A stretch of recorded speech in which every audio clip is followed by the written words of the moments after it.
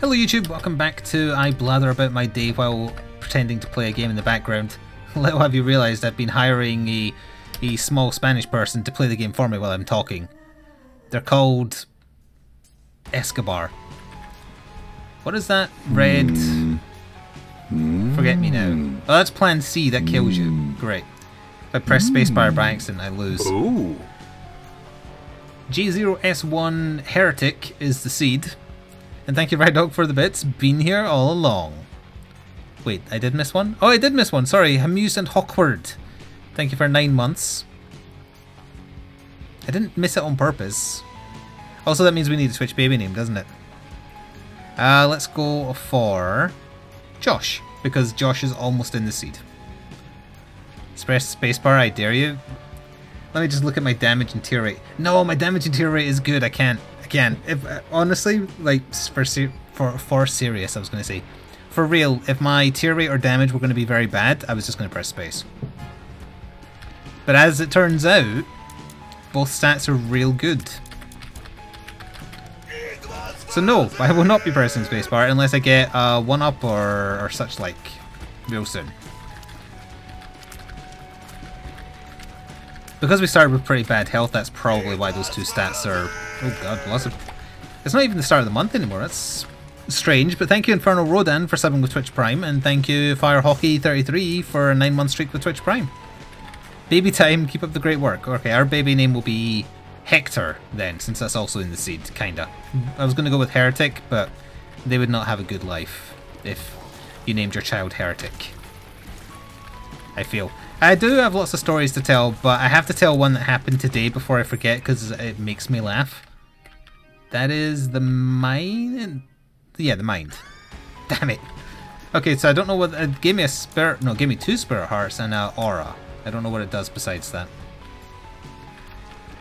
I was painting and Sora was next to me and she wanted me to throw a toy. She dropped it near me and she was kind of... She wasn't facing me, she was staring at the mirror and she watches my reflection in that to know when I'm going to throw. Anyway, was just kind of ignoring her because I was painting. She farted and I looked over at her and I don't know if you've seen this really old gif.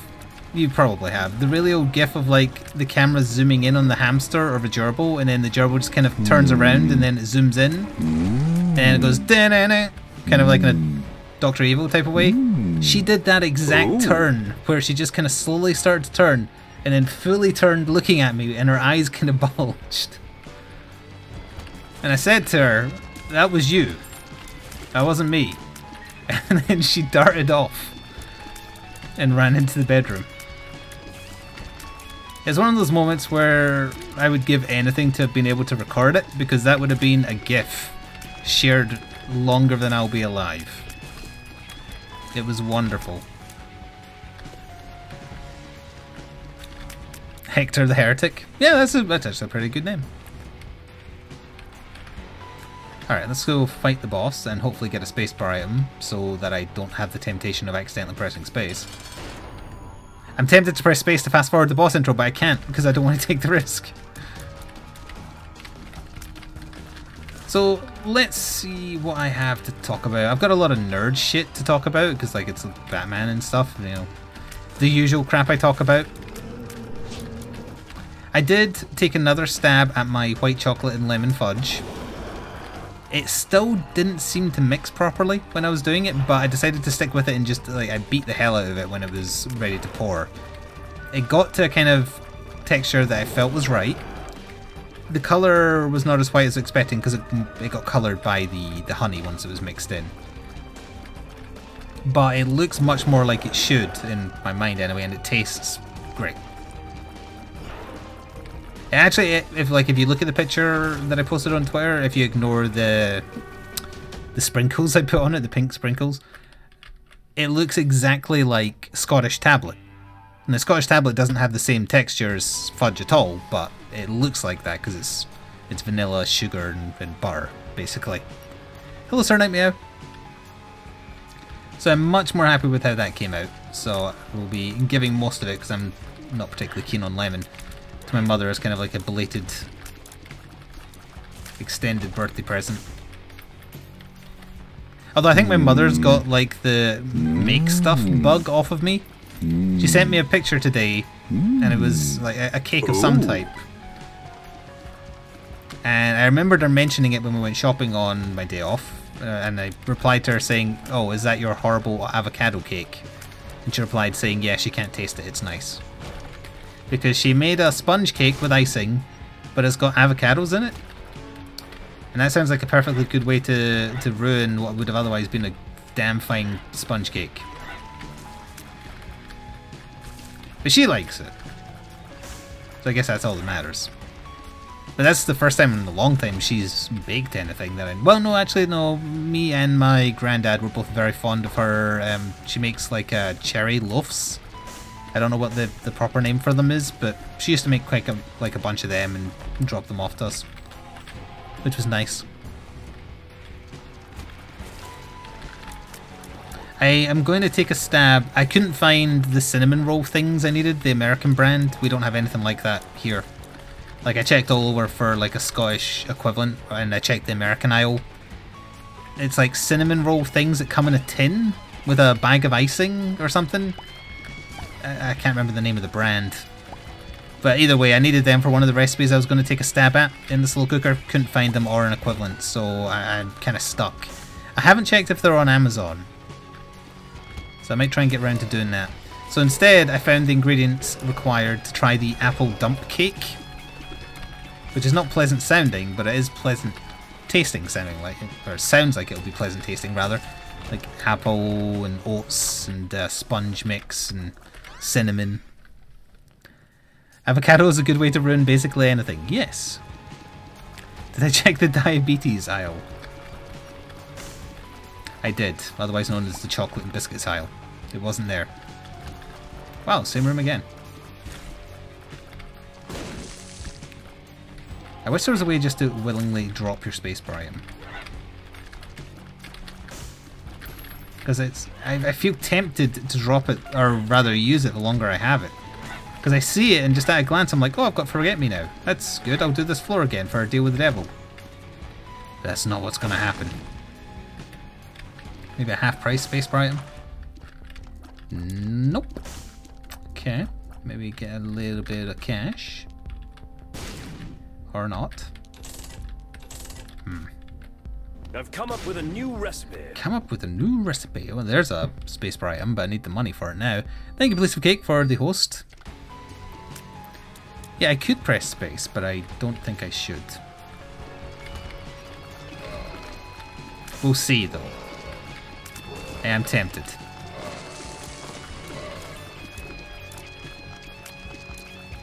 So anyway, what I mostly did with my day off after doing the shopping and all that stuff is I got around to watching the rest of the original quadrilogy of Batman movies. Thank you, Daniel, for the bits. Thank you for an anonymous gifter who just gave a sub to Leah C, or Sai. A gift for you. So I already spoke to Batman, I wish. I already spoke to Valner about Batman, as in like the one from the 80s, Jack Nicholson as Joker, Michael Keaton as Batman. So I'm not going to tread over old ground, well, even though we talked about it during Monster Hunter, so therefore no one heard it. Tough. But I did watch Batman Returns, which again was Michael Keaton. Danny DeVito as the Penguin, Christopher Walken as evil businessman, and Michelle Pfeiffer as Catwoman. And then after that, like, the final two movies are named in the wrong order, because next is Batman Forever, and that's Val Kilmer as Batman, with Jim Carrey as the Riddler and Tommy Lee Jones as Two-Face. And then the one after that is Batman and Robin, with, you know, that's the notorious one. George Clooney is Batman, Arnold Schwarzenegger is Mr. Freeze, Uma Thurman is Poison Ivy. But those last two should be round the other way. Batman Forever should have been the final one. And before I forget, yeah, okay, and Christopher, whatever his name is Robin. I've forgotten his name. He looks a little bit like a not blonde Chris Evans. But it's not Chris Evans. But before I forget, the movies share continuity. That's the important bit to know. Because Alfred is the same, Robin is the same, the events of the previous films are mentioned, you know, all that stuff. It's the... Oh, there's the door. I was confused there for a second. They treat the role of Batman like James Bond. Like, the person playing Batman might change, but the universe around him does not. You know, same like M, Moneypenny, etc. They all stay the same, even if James Bond is a different actor. So I found it very interesting. Hang on. Thank you, Biggie Smalls Jr. first for 25 months with a tier 1 sub. It's the beginning of year 3 and almost a father of 3 Twitch babies. That's a lot of child support, allegedly. Yeah, Chris O'Donnell. That's his name. So... they have a continuity. Events from previous movies are mentioned. In the original Batman with Michael Keaton, Harvey Dent is played by the guy who played Lando Calrissian in the original Star Wars trilogy. In other words, he is black. And then you skip ahead to Batman Forever, and Tommy Lee Jones is playing Harvey Dent.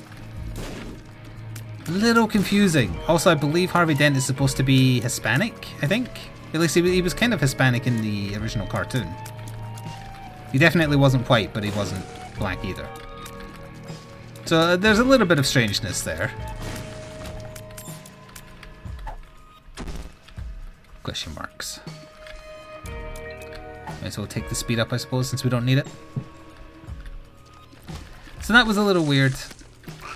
In terms of, like, were the movies enjoyable to watch again, I mentioned to Valinard, the original Batman does not hold up, sadly. It just doesn't, unfortunately. I've got to remember I haven't done the item room on this floor, but let's quickly fight Chad. Batman Returns not only holds up, it is better than the Chris Nolan Batmans. It is super enjoyable. It looks creepy when it needs to look creepy. Tim Burton definitely made Gotham look like how it should look. Because that's the other thing about the Jack Nicholson Joker Batman movie. Until Joker's parade at the very end of the movie, it could just be any generic American city. It doesn't feel like Gotham in any way, shape or form. Crime Alley is just like a normal sidewalk. But skip ahead to Batman Returns, and it looks and feels like just slightly off. And that's what it's meant to be. It's meant to be this weird, like, gothic city. Metropolis is the one that's supposed to look like nice and clean and everything. They made Gotham look like Metropolis in Batman Forever, for whatever reason. And that is the one with Danny DeVito as the Penguin, yes. He is a fantastic Penguin. And Michelle Pfeiffer is a good Catwoman. And Michael Keaton is an okay Batman. He doesn't do action very well, but... just in terms of, like, the attitude he has, it's not bad. Val Kilmer, I forgot how good Val Kilmer was as Batman. It's easy to forget because his career kind of went nosediving. His Batman is okay. I like his Batman voice. He puts on a bit of a gruffer voice, a la, you know, the Chris Nolan ones, but not so much that it sounds hilarious. Just enough that there's a difference between that and his Bruce Wayne voice, and it sounds more imposing. But yeah, absolutely. If you are not old enough to have watched the original like 80s and 90s Batman movies, don't bother watching Batman, but watch Batman Returns. It is genuinely really good. I remember loving it as a kid. I'm a fan of Tim Burton and the way he makes movies look. And Batman Returns, now having been reminded of how fantastic it looked and holds up, is definitely higher up on my favourite list of movies of his. I also didn't realise, because I was googling some stuff afterwards, because like, the person who plays Alfred in all those original movies is great as Alfred. He's an old English actor. Didn't realise he came out of retirement specifically at Tim Burton's request to play Alfred, not only in the movies but in audio stories of Batman. And he also did, his final credited acting role is, he again came out of retirement because Tim Burton begged him to voice someone in Corpse Bride. And that was his last acting role. He also lived to be 90 something, and when he was in the like Batman and Robin, he was in his early 80s, so he was pushing it. But yeah, he was in his 90s when he died, and he died from a combination of cancer and pneumonia, so it wasn't even old age that got him. So he was a sturdy guy, and a fantastic Alfred. Thank you, Serenity Moon 1976, for a 32-month streak with a tier 1 sub. Film commentary, fudge recipes, and fun gameplay. Here's 10 of 32 months. Yes, I know, I can't help myself. I get very passionate about things I enjoy. That includes when criticising them, for the record. And on that note, Batman Forever, the villains. Tommy Lee Jones is chewing the scenery as Two-Face, and I hate it. Harvey Dent is not supposed to be some goofy, like, over-the-top supervillain. And he is played entirely wrong. He's enjoying himself, at the very least, but it's just awful. Like, believe it or not, the villains are definitely the weakest in that one. And Jim Carrey as the Riddler. I don't know who took Jim Carrey aside and said, "Hey Jim, people really liked you in that Ace Ventura movie. So we want you to play Edward Nygma like he's Ace Ventura." Because he isn't doing a character other than Ace Ventura. Ace Ventura is the Riddler in Batman Forever. Blep, blep, blep, blep, blep, blep. That's an obscure reference if no one watches the Force Soul stuff. Yeah, Tommy Lee Jones is playing Jim Carrey playing Two-Face, and in turn Jim Carrey is playing Ace Ventura playing Edward Nygma. Yeah, oh, that's another thing. Also, there's exactly 2 riddles in the entire thing. Well, I guess 2 spoken ones and 2 written ones that are of importance. He doesn't do much riddling. And again, like, the Riddler as a character, he's not supposed to be goofy, running around wearing, like, a spandex suit and, like, pretending to hump his golden question mark cane. That's not the Riddler. The Riddler, like, has a sense of superiority, but feels emasculated anytime Batman does anything.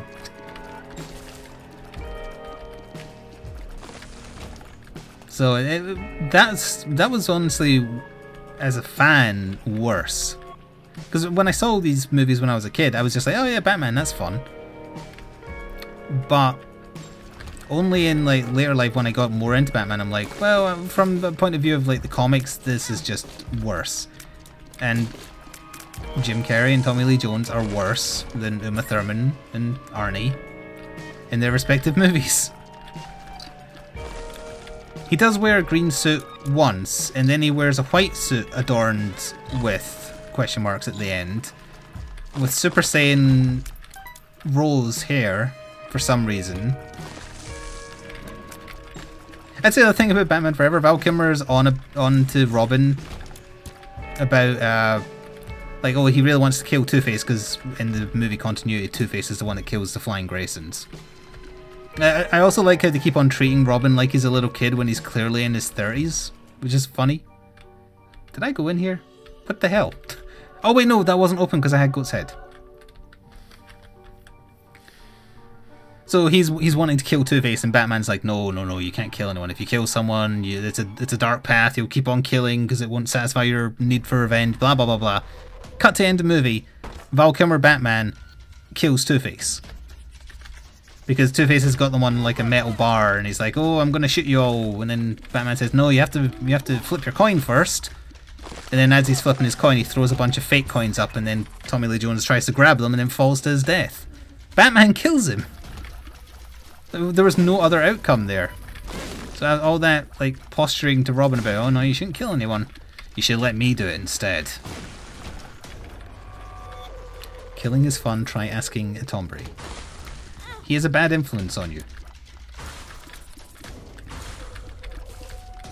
Spoiler on the subject of the Riddler, another little thing I found while wikiing, because I recognised his voice, in Batman and Robin, the first person that Poison Ivy kills, which is the person that makes Bane in the movie continuity, he gets quite a lot of speaking lines, and I was like, I know his voice from somewhere, but I don't know where.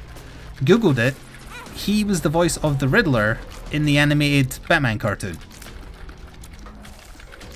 So, small world. But ice to me. Okay, that's another thing. Okay, we'll move on to Batman and Robin just so we can get through this quicker. In Batman and Robin, literally 90% of Arnold Schwarzenegger's lines are puns. That is not an exaggeration, I counted. The one where he's explaining his wife is ill, and then the one at the end where he's curing Alfred are literally the only lines he has where he is not doing a pun. Technically you could count the videos where like they're set before he was Mr. Freeze, but I don't think those should count because they're pre-recorded. And I remember disliking that as a kid, but I honestly found it funny. I also, like, I'm surprised, well, I'm not surprised because they wasted so much money on Batman and Robin. But I'll still say I'm surprised. I'm surprised that Mr. Freeze looked so good. Like, Arnie as Mr. Freeze is good. The way he looks out of his armor is good. His armor looks okay. I wouldn't say great. But yeah, he looks the part. And I like that he's just kind of cheesing it up. Could have like done a better character arc for him, but that's really nitpicking a movie where you could nitpick so many other things. Like, well, it's also interesting to note Batman Forever, the Val Kilmer one, is a PG. Batman and Robin, which is very clearly aimed more at children, is like a 12, so it's a higher age rating. I pressed space. That was a great risk to all involved. But yeah, there's so much about that film that is terrible. The constant bad blue screen and computer effects, for one. Like Batman and Robin's first fight against Mr. Freeze, where they both fall on the ground, click their heels, Wizard of Oz style, and snow boots come out of their shoes. Sorry, not snow boots. You know, ice skates. That's the word I'm blanking on. It's just, it's so full of bad lines. Uma Thurman is terrible as Poison Ivy. She's a good actress. I like her. Like, she's great in the Kill Bill movies and anything else that she's been in for Tarantino. In this, though, I don't get the accent she's trying to put on, because Pamela Isley is not meant to be sort of British, kinda. She's also not meant to be like high society. So I don't get, like, one, the accent she was putting on, and two, like, just her delivery in it is awful. What does your space fire item do? It kills you. I only know that because we've seen it in Force Souls. I don't remember the benefit of it killing you, but I don't have any extra lives, so I ain't gonna find out.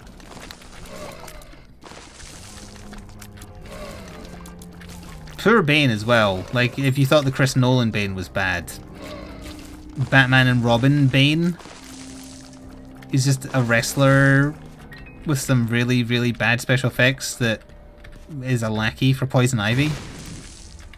Because the venom is, like, derived from her plants, so I guess that gives her control over him or something.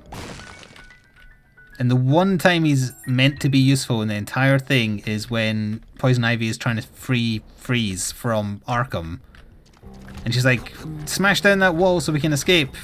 And then he tries to smash it and it doesn't break. And she goes, oh, reinforced concrete, that's a problem. Then Mr. Freeze just freezes it and they walk out that way. That was Bane's one chance to be useful. And he wasn't.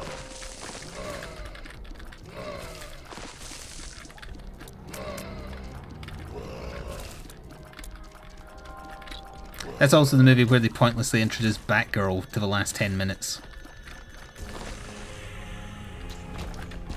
Also, as a Batman and a Bruce Wayne, what's his face? I was going to say Ben Affleck. And then I was going to say George Michael. Damn it! Either way, he is terrible. I've now got too many names mixed. George Clooney, thank you. I haven't seen him in anything for ages. George Michael is terrible. George Michael, well, sorry, I shouldn't speak ill of the dead. George Clooney is terrible. He is just awful. He is not acting, he's just saying words. He doesn't try and change his voice when he's Batman. Clooney was in Tomorrowland? I have no idea what that is. Oh, that reminds me at the end as well when they're asking Batgirl, like, who is it? I mean, it's very clear who it is. But she has to, like, lift off her mask and say, oh, it's me, it's Alfred's granddaughter, because they couldn't make her Barbara Gordon. Because Commissioner Gordon is just like a joke in those original movies, which is very disappointing, to be honest. But they made her just be Alfred's granddaughter, so Barbara Pennywise, so that she has a reason to be there and discover like the secret, etc.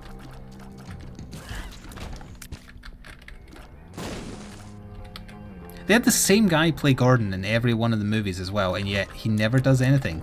He has a few speaking lines where they just make the police seem incompetent, so that Batman has to do everything.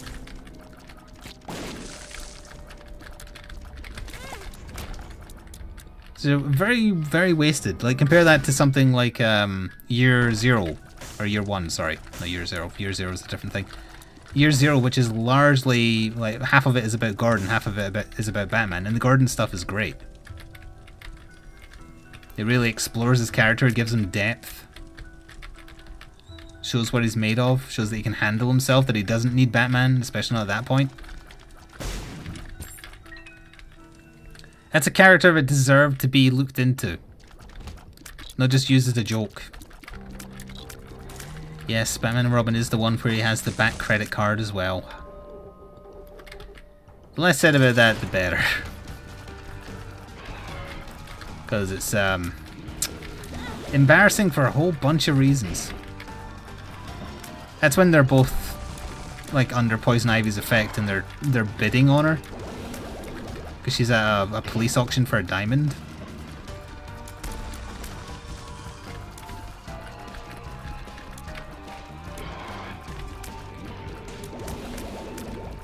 Don't forget the bat nipples. Well, that's the thing. Everyone remembers the bat nipple armor from Batman and Robin. Val Kilmer's Batman armor had bat nips as well. And I didn't remember that prior to seeing it for myself either. But it does.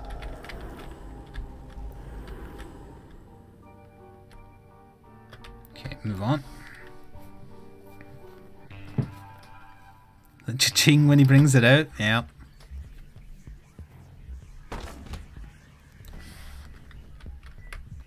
Yeah, maybe it was more in keeping with the comics of the time, but like the difference in quality, despite Batman and Robin having so much money sunk into it and having an all-star cast, like Batman Returns is fairly low budget by comparison. It does have some big names.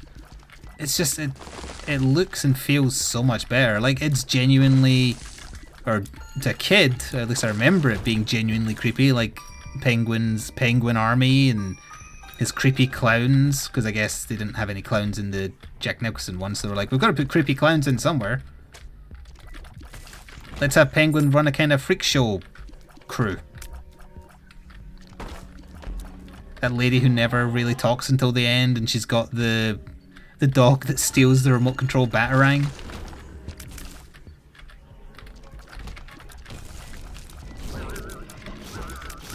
It's just wonderful. That weirdo with the monkey. Batman does continue to murder people in the Batman Returns as well. Not as many people as in just Batman.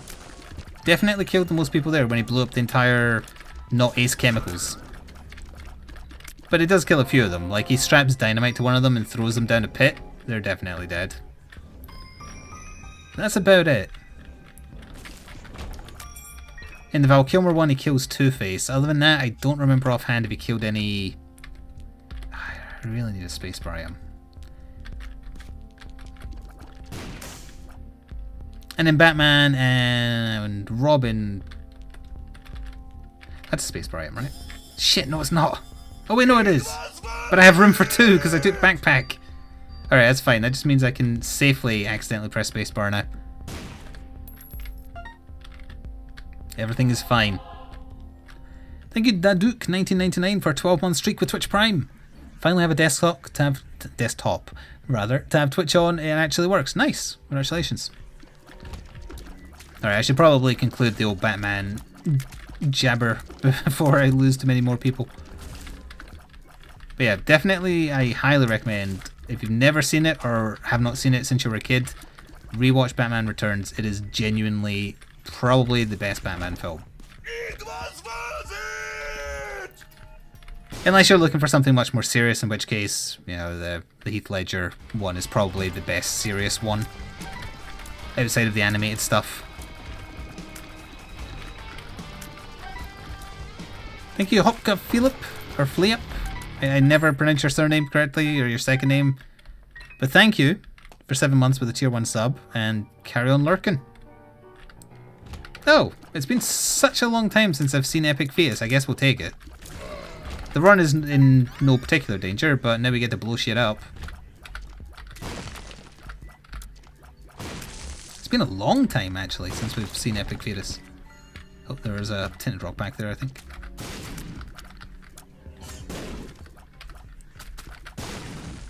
That didn't kill that ball. Good job I have a theme. A theme? Out of all the movies, animated or live action, which is my favourite? Did I go to the second secret room? No, I didn't. That is a tough one.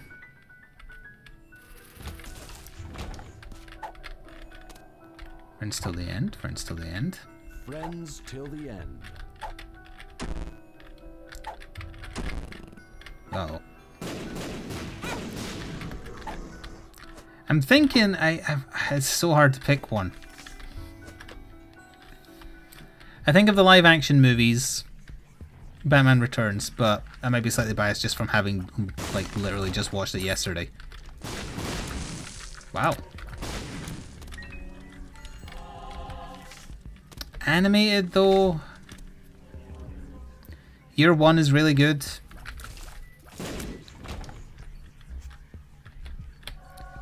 I don't think I've seen like all the animated stuff that Batman has been in. I got that box set of 4 recently. But I was trying to get off of Batman and you're keeping me on the subject. I need to talk about other things before more people leave. What that would be, I'm not entirely sure. Isaac yourself.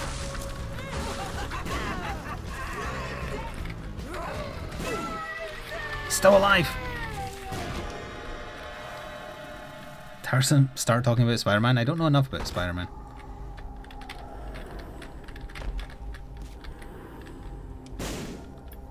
Well, that was definitely a good get. Our damage was pretty low for the floor we're on because we haven't had many damage ups. I did keep the death... Wait, no, I kept the death spacebar item, yeah. Because I accidentally took the backpack, or wasn't thinking and took the backpack. Which lets me hold 2 of the damn things. Well, I can mention... Well, we know it's Batman related. But I did record another Batman Battle Report today. One also went live just before the stream. I'll probably edit it tomorrow, and then it might be like 4 or 5 days before it'll be on YouTube. I am still giving serious consideration if everything is still slow or even slower by like the start of July to just putting up Battle Report stuff on YouTube. Although what's interesting is there's literally only me and one other channel that does English speaking Batman miniature game videos. So that's like the first genuine real niche I've found on YouTube for years. But the reason it's a niche is because there's such a small player base for the actual game itself. It's ridiculously small compared to like 40k and other war games. But it is interesting that there is definitely a deficit of videos on the miniature game on YouTube. It's just, unfortunately, it's a case of it doesn't matter that there's very little supply because there's very little demand as well. It's the same position 40k was in like when YouTube was first taking off. People wanted 40k battle reports, especially with such an expensive hobby, and there wasn't basically anybody of like super high quality pumping out battle reports regularly. It's kind of like just as a last ditch effort experiment to try with YouTube when things are on the out.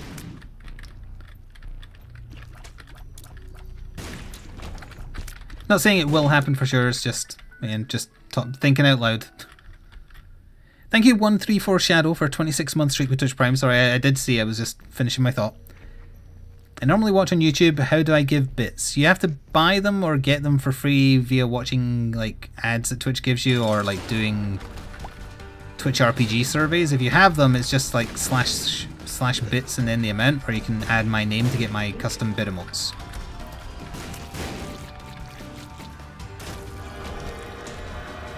Oh crap, it gave me HP. Gave me damage. Oh, let's immediately get rid of that. Don't care that it was largely useless, just wanted rid of the red heart the experimental treatment gave me. You know what, I will take the tick, thank you. Okay, let's get out of here. Hello, Austin. Talk about the ongoing existential crisis that YouTube is having right now. I'd rather not, because I think people get sick of it and like construe me talking about the end of my career as I was going to say begging, that's not the right word, like oh woe's me, I'm not allowed to have a quote-unquote job anymore, I have to have a job. And it's, well actually no, you know, it is a little bit that, because if you were doing your dream job you'd be sad too if you had to stop. Although you have given me another topic to talk about. I had not experienced, and I'm curious if anyone else in the UK has experienced this, I had not directly experienced Brexit adversely affecting a company until earlier tonight. And I've never had that happen yet, because Brexit hasn't happened yet. But I was looking around on a website for wargaming mats. I kind of just noticed that I saved it a long time ago, and I was like, oh, I wonder if they do 3x3 maps for like Batman miniature games, because they're generally cheaper than the 6x4 needed for Warhammer. And I'm greeted by this page that they've got, which is just like the website URL /Brexit. And it's a company that makes battle mats for Warhammer and other tabletop games, based out of Rye in England. And they're basically saying they're having to close down their operations because they cannot get any certainties with their suppliers or like tax or anything like that, because of Brexit being so nebulous that they're basically temporarily shutting up shop until they have an idea. And that's the first time I've seen that, especially with an online retailer, which led me to believe, like, I'm curious if that's genuinely true. But either way, I can't deny that I did take advantage of it, because they were selling off literally the rest of their entire stock because they're closing their warehouse down in England. So I found a Winter City based 3x3 map that means I can do a Gotham during winter type setting. And it was like the mat normally would have been like £35, got it for 20, so pretty good deal. Will Brexit affect me? I have no idea. No one does. Like right now the House of Commons is arguing about it again, I believe. I was watching some updates on the BBC News website. It is hard to say whether they... Why do you have to be mad? Thank you, 134 Shadow, that is very generous. And you found it. You definitely found it.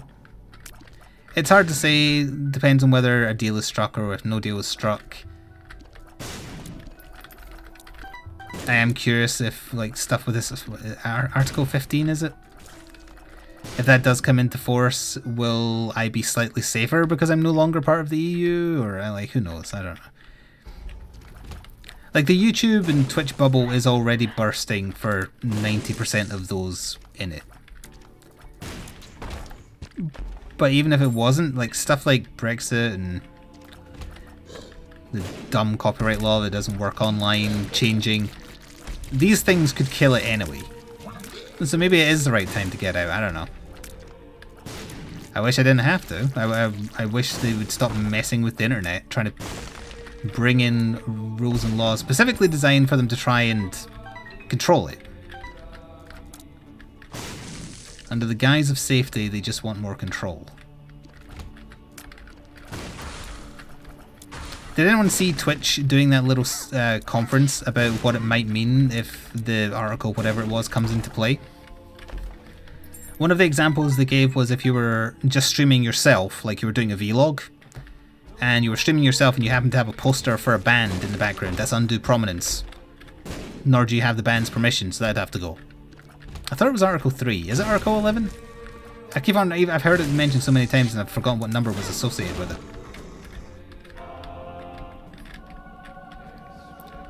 It is 13. They should just rename it Article 66.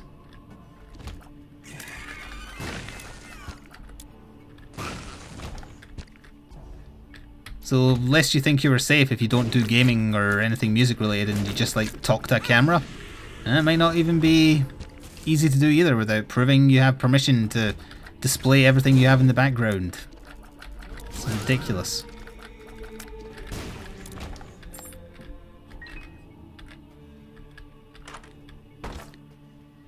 It's a run reroll.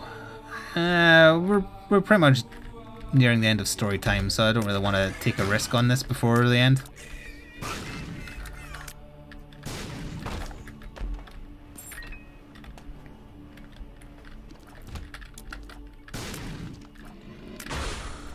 But it is a great shame. That's why I'm looking for ideas both on YouTube and Twitch that might make any difference. Twitch is more likely to be safer longer than YouTube if they any kind of like... Wait, how can it not be there? Is it there? What the... Huh, it's weird. If all these stupid, poorly done laws come into place. But not necessarily forever.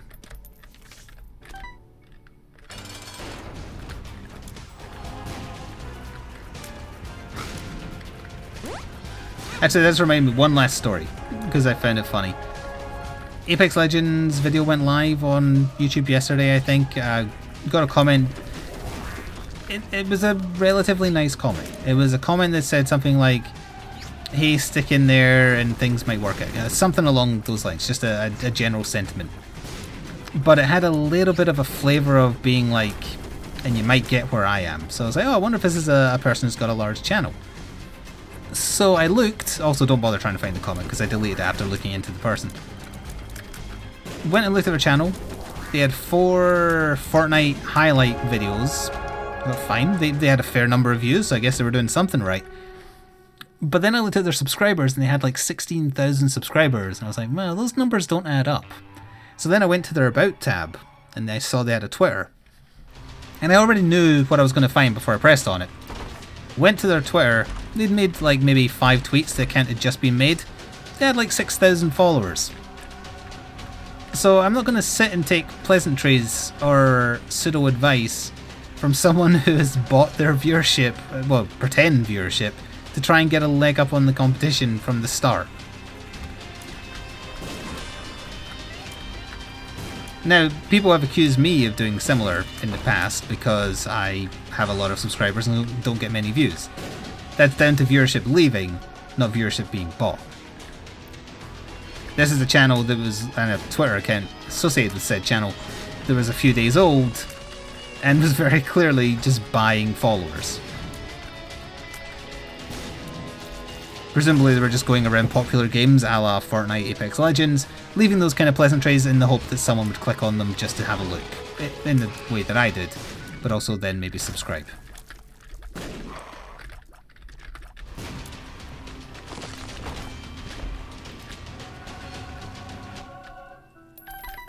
Okay, let's stick a fork in this because it is more or less done. Good run. Certainly a lot better than that last crappy one.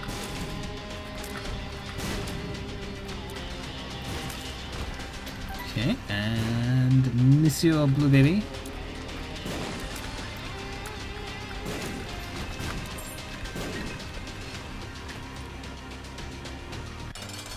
I am really tempted to use Plan C rather than walk into the chest. Just to confirm that it does indeed kill you.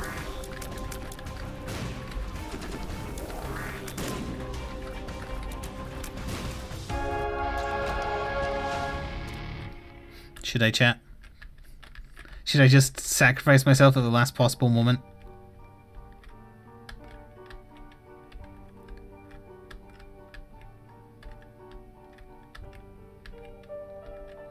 Do tea. I do tea after the stream. Do it. Hello, Seeker. You're here just in time to see me finish the run on my own terms. Here it comes. What the? It didn't kill me? Hang on. Okay, now I need to Google it, because it kills you in 4 souls. Plan C, Isaac. Plan C does not kill... Wait, it kills bosses? Upon use, deals 9,999,999 damage to every enemy in the room, then kills Isaac 3 seconds later. Oh, I'm glad I walked into the chest. It does not kill both faces of bosses like the Lamb, Hush, Ultra Greed, etc. Huh, okay.